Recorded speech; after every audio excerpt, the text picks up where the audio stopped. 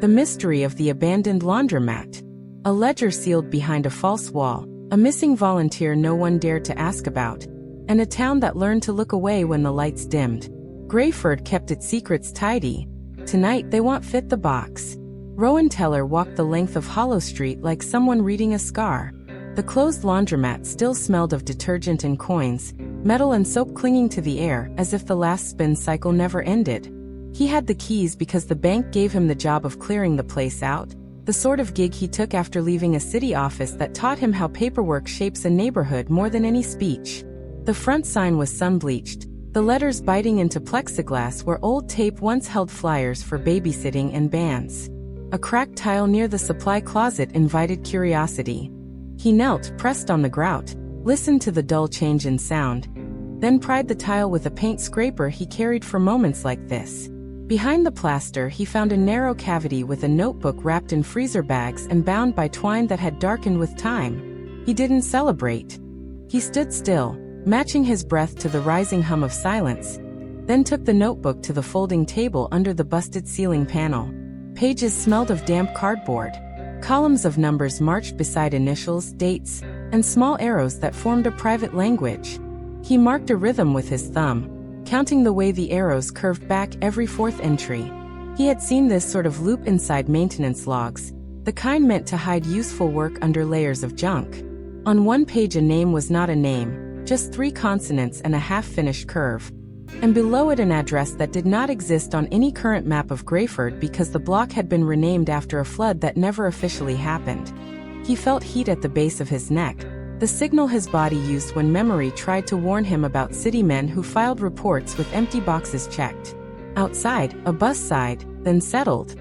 He turned another page and found the outline of a delivery route connecting small clinics, storage units on the edge of town, and a community center that had gone dark after an inspection report no one ever read. Greyford liked new names for old wounds. He traced the route with a pen he kept behind his ear, and thought of the volunteer the library whispered about. A woman who ran evening literacy classes, and then stopped showing up without leaving a note. People said she moved. People always say that. He closed the notebook and looked up at the cameras that never worked. Somewhere in the ceiling, dust loomed like quiet weather. He pictured the sort of person who hides a ledger, someone who fears sunlight only at noon when it is least forgiving. He locked the door on his way out, kept the notebook under his jacket, and took the long route to his apartment, because long routes keep thoughts from turning into decisions too fast. Greyford at night was clean enough to pass. He watched for familiar vans the way he used to watch for code violations, small things that tell the truth better than speeches. In the hallway of his building, a bulletin board curled at the corners. A note about a lost cat sat beside an unpaid notice for a storage unit auction. He pinned his own small note in his head. Find the basement where records go to sleep, and wake them without making a sound. The records office did not advertise its basement, which meant the basement mattered. Rowan signed the log with a name that matched his ID, then asked for a file that did not exist, which gave him time to read what rested on the clerks' desks as they looked for something they would never find. He moved with the patience of someone who knows paper has a pulse. When the clerk handed him a form to take downstairs, he thanked her with a steady nod, and carried the ledger pressed flat against a folder of harmless requests. Stairs smelled of wet cardboard and tired paint. In the basement a fan stood unplugged, its cage dusty, a monument to motion that no one needed. He chose a table under a bulb that hummed in the way bulbs hum when no one has listened to them for years. He opened the ledger and placed beside it a map of Greyford from a decade back, the kind that still remembered old street names the new map forgot. Careful, he laid translucent tracing paper over both and began to map the arrows, aligning dates with permit approvals, signatures with serial numbers, initials with companies that learned to rename themselves every spring. He found a pattern. Deliveries labeled as cleaning supplies for clinics that did not treat anyone after 5, storage paid by a trust that never filed taxes, and a community center whose inspection failed because a water heater windowed the wrong way, which made no sense to anyone who had ever seen a heater. The volunteer appeared as a shadow. A set of classes that ended the week a shipment doubled. A maintenance request closed by someone whose signature refused to match itself on any 2 days. Rowan cross-checked the trust name against a payroll database that sat on an old machine in a corner cubicle, a computer that still greeted users like it had manners. He used the same muscle memory he once used to resolve a parcel number that lied about its own boundaries. The trust led to a storage unit on the edge of town, and the ledger's arrows circled the unit as if orbiting a quiet star. He printed nothing. He transcribed only what pattern demanded and left the rest to rest. Back upstairs, he thanked the clerk again, then walked to the community center, which had been closed for renovations for 2 years without a single nail hammered.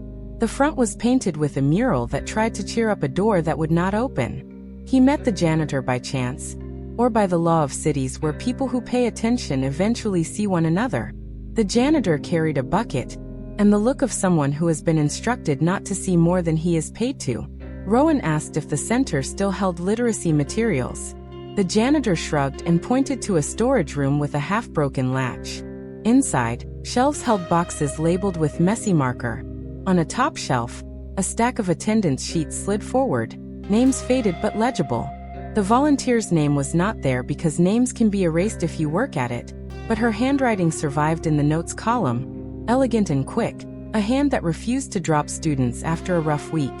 A phone number in the corner winked like a lifeline. Rowan photographed nothing. He memorized the number and the way the numbers bent at the edges.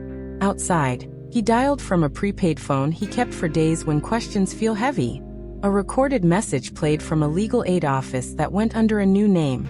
He followed the chain, one office to another, until someone agreed to meet him at a diner near the freight yards. The diner had a cracked booth with a view of the lot where trailers sat like white tombs. The person who met him belonged to a network that keeps cities from eating their own. They knew of the volunteer and the ledger's pattern. They slid a folded photocopy across the table, a snippet from a grant report that mentioned a pilot program for late-night clinics, a euphemism for services that did not want daylight. Rowan listened, let silence do the work between sentences, then made a choice. He would open the storage unit named by the trust, and he would take the ledger with him. He left cash on the table and walked to the edge of town where the units wore numbers like cheap jewelry. The air tasted of aluminum and old rain. He reached the unit, checked the camera above him that stared without seeing, and pressed his ear against the door. Nothing. He rolled it up slow. Inside, rows of boxes labeled with dates and cryptic letters, not medical, not janitorial, more like a private index for moving things when city attention wanders. He did not touch the obvious first. He looked for the thing that should not be there. In the back corner he found a plastic tub with school notebooks, folded flyers for the community center, and a cardigan with a missing button. He stood very still, the way a person stands when a story stops being abstract and tries to be held. The end of mysteries in towns like Greyford rarely arrives with sirens. It comes as a sequence of small corrections. Rowan spread the ledger, the tracing paper, and a short letter he wrote by hand across the desk of a deputy prosecutor, who cared more about quiet outcomes than speeches. He did not accuse. He traced paths with a pen cap, showed the loop of arrows and the way funds drifted between the trust and city contracts that pretended to clean but served to move goods to places that kept no waiting room chairs. He made it simple without making it small. The deputy listened, asked for the ledger, and Rowan said he would bring it formally after copies existed where attention could not burn them. Over days that followed, the storage unit changed hands under court order, the clinics adjusted their hours, and a grant report on a new website included a line about internal controls that made no one famous. The volunteer's story returned in a different register. She had left Greyford after receiving a threat the report would never mention. But she had not disappeared. In the next county she started a reading circle in a church basement without a sign out front. Rowan met her there under a surname she used like a shield. She watched him with the measured calm of someone who has taught herself to step around puddles without looking down. He explained what the ledger revealed and how the loop had been closed without noise. She nodded in a way that made clear she used nods for both thanks and sorrow. She did not return to Greyford. She did not have to. Rowan walked back through Hollow Street and saw workers painting the community center with more care than fresh paint usually gets. He kept out of photographs. He kept out of committee meetings. In his apartment, he placed the ledger in a fireproof box beside a folder labeled with a name only he understood. The box was heavy enough to remind him what it held, but small enough to move in a hurry. He took on repair jobs again, the sort that let him watch how power travels through a building. Greyford moved forward because towns do. Yet certain people moved differently now. A little lighter around the eyes, a little less afraid to write their names on attendance sheets. He passed the laundromat and found a new sign with a new owner, who hung a jar for tips that would go to after-school programs at the revived center. He left cash without leaving a name, because some repairs work best when credit stays quiet. Months later, he caught a bus to a neighboring town and sat in the back after a long day. In the window's reflection, he saw someone who had learned to fix things without turning them into a show. He smiled once, a small private gesture, then opened a fresh notebook. On the first page, he wrote the name of a street that did not yet exist on the map and underlined it twice. Whatever Greyford had taken, it returned enough for him to keep building a life that did not hide. The ledger remained in the box, a finished chapter that did not demand a sequel. The center's lights stayed on late, humming in that steady way good buildings hum. The janitor bought new soap and joked with people without looking over his shoulder. A muralist painted open books on the wall without adding halos or slogans.